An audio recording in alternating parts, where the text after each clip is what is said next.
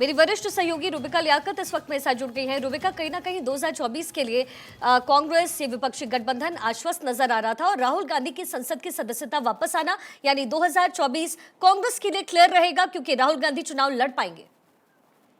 शिखा, अभी आप कांग्रेस के लीडर से बात कर रही थी, उनके हाव भाव में, उनके बात करने के तरीके में वो कॉन्फिडेंस आपको साफ तौर पर नजर आ रहा होगा। न सिर्फ आपको, हमारे तमाम दर्शकों को वो कॉन्फिडेंस नजर आ रहा होगा। और हो भी क्यों ना, भाई आपका नेता है और अगर आपके नेता को लोकसभा उसकी सदस्यता रद्द हो गई है और इस बात पर तलवार लटक रही है कि वो अगला चुनाव लड़ पाएंगे या नहीं लड़ पाएंगे, तो मनोबल पर बहुत असर पड़ता है।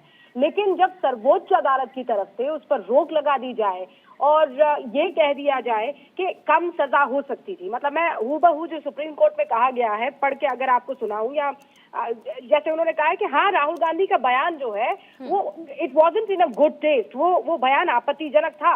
और उन्होंने ये भी कहा है कि भले ही सजा एक दिन कम भी होती तो राहुल गांधी को अयोग्यता नहीं झेलनी पड़ती, ये सुप्रीम कोर्ट की तरफ से कहा गया है।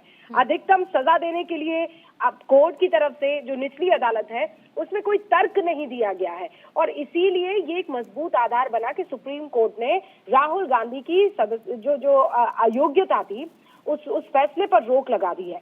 अब इसको तीन चीजों में आप बांट कर देखिए। सबसे पहले आप 2024 जा रही है, मैं उसे तीसरे पर रख रही हूँ। दूसरे पर रख रही हूँ अभी जो राजस्थान के, मध्य प्रदेश के, छत्तीसगढ़ के चुनाव होने हैं और इस बीच उनकी यात्रा भी होने वाली है। और पहले नंबर पर मैं रख रही हूँ अभी जो नो कॉन्फिडेंस मोशन पर वहां पार्लियामेंट में बकायदा चर्चा होगी और उसके बाद प्रधानमंत्री नरेंद्र मोदी सदन में बात रखने वाले हैं। अब उनके वकील अगर ये कह रहे हैं शिखा कि मंडे तक वो लोकसभा ज्वाइन कर सकते हैं, तो आप समझ रही है ये तीन अलग अलग पैमाने हैं जिस पर राहुल गांधी की लौटने को या उनकी वापसी को तौला जाएगा और देखा जाएगा।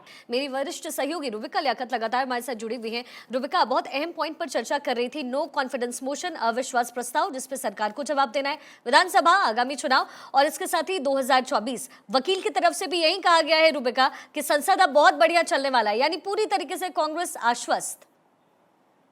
इसमें जश्न का माहौल है शिखा, ये उनके लिए बहुत बड़ी जीत है। और आप देखिएगा संसद में जब ये जाते हैं और फिर देखिए ऐसा नहीं था जब मुलाकातें हो रही थी इंडिया की, जब ये पूरा गठबंधन आपस में मिल रहा था, तब भी राहुल गांधी जो है एक अहम भूमिका निभाते हुए नजर आ रहे थे। लेकिन जब आपकी लोकसभा सदस्यता दोबारा बहाल हो जाती है तो फिर उसे आप सोने पर सुहागा समझते हैं और यही चीज इस वक्त राहुल गांधी के साथ हो रही है। अभी देखिए 2 बार दफ्तर पहुंचना है, वहां पर आप देखिएगा किस तरीके से उनका भव्य स्वागत होता है, क्योंकि अब पूर्व लोकसभा सांसद के तौर पर नहीं, लोकसभा सांसद के तौर पर राहुल गांधी की, और ये चुनाव जीत कर नहीं, ये केस जीत कर राहुल गांधी आए हैं। लेकिन अब राजनीति है, राजनीति में कोई जीत छोटी नहीं होती है, हर जीत बड़ी होती है और हर हार बड़ी होती है। इसीलिए राहुल गांधी के लिए ये जीत बड़ी है। सुप्रीम कोर्ट, अब जो आप सुन रहे थे, सुमित जो पूछ रहे थे राहुल गांधी के वकील से शिखा, वो बड़ा महत्वपूर्ण है। वो क्या पूछ रहे थे कि अब ये कब तक रहेगा, क्योंकि रोक लगी है ना, फैसला थोड़ी आया है। तो इसमें क्या होगा कि जो निचली अदालत है उसमें कितने तारीख पर तारीख मिलती है या कितना जल्दी ये काम हो जाता है, उस पर सब कुछ निर्भर करता है। अगर तारीख पर तारीख मिलती है तो लोकसभा चुनाव लड़ सकते हैं, जल्दी फैसला आ जाता है तो फैसले पर निर्भर होगा कि वो चुनाव लड़ेंगे कि नहीं।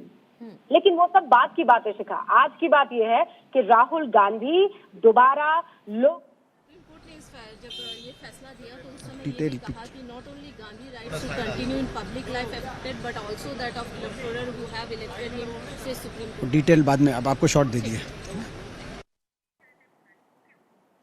तो देखिए, राहुल गांधी की सजा पर सुप्रीम कोर्ट की तरफ से रोक लगाई गई है, यानी 2024 के लिए राहुल गांधी का ये रास्ता पूरी तरीके से क्लियर, कांग्रेस का ये रास्ता क्लियर। लेकिन फिर भी बहुत सारे अहम सवाल हैं जो 2024 के लिए उठते हैं कि क्या विपक्षी दल एकजुट हो पाएगी। लेकिन अभी फिलहाल एक फौरी तौर पर जो राहत कांग्रेस को मिली है, राहुल गांधी को मिली है और इससे संसद की सदस्यता राहुल गांधी की वापस हो जाएगी। राहुल गांधी के वकील का कहना यही था कि सुप्रीम कोर्ट की तरफ से चूंकि ये रुख पूरी तरीके से क्लियर है, ऐसे में सोमवार तक संसद राहुल गांधी बतौर सदस्य पहुंच सकते हैं और पहुंच जाएंगे, यही बात राहुल गांधी के वकील की तरफ से कही गई है।